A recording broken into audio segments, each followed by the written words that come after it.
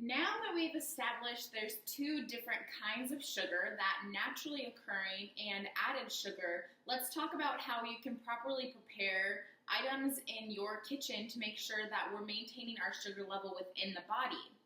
Because ultimately, if we chronically have high blood sugar or high sugar in the blood, this can increase our risk of developing type 2 diabetes and cardiovascular disease, and there's a little bit more science and correlation between it might increase your risk of some cancers. So with naturally occurring sugars, we're talking about that sugar that comes from whole foods, things like our carbohydrate foods, so fruit, our starches, like bread, for example. Any of those are going to have that naturally occurring sugar. Now you have to be careful with bread because bread can have added sugar. This is when reading the food label becomes important. Those added sugars are things like your plain old table sugar, any type of brown rice syrup, corn syrup, high fructose corn syrup is a big one people recognize, and any of your juices. So a lot of those juices are just pure sugar.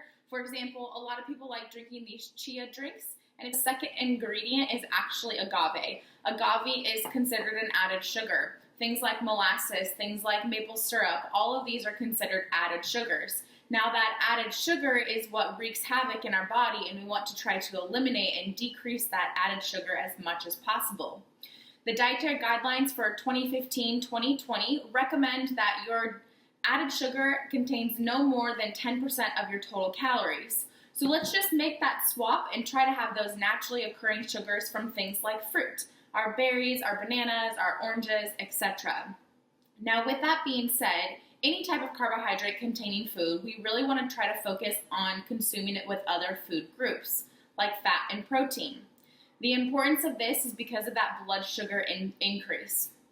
If we take the example of apple juice. Apple juice, when we drink it, because it's liquid, we absorb it very quickly and our blood sugars spike really high.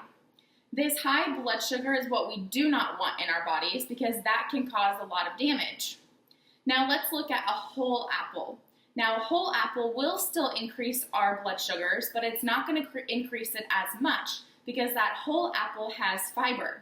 So instead of that high apple juice blood sugar rise, the apple's only going to bring it up to about here. So you can see there's quite a big difference between switching to something like a whole food. So instead of maybe even having that smoothie, if you eat the whole fruit, you're going to decrease that blood sugar load.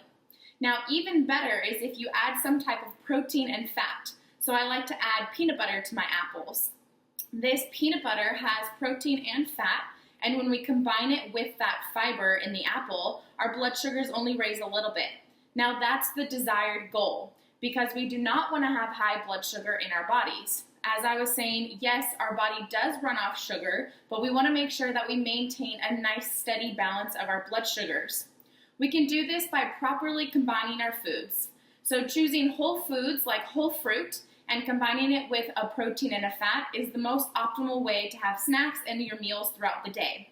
So for example, in the morning when you have that oatmeal, that's just a carbohydrate. So you want to add a hard-boiled egg or some egg whites on the side to make sure that you can have a little bit of that protein to decrease that blood sugar load.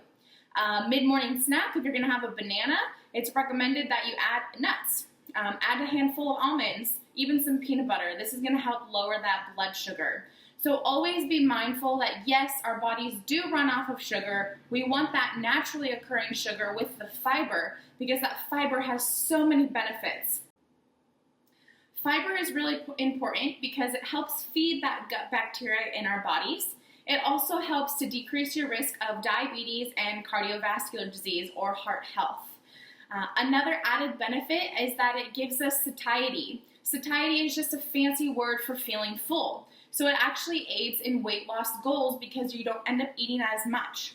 So just remember that, yeah, we want those naturally occurring sugars, but it's absolutely vital that we maintain our blood sugar level to decrease risk of chronic disease and obesity. So make sure that you're combining your carbohydrate-containing foods with some type of protein and fat.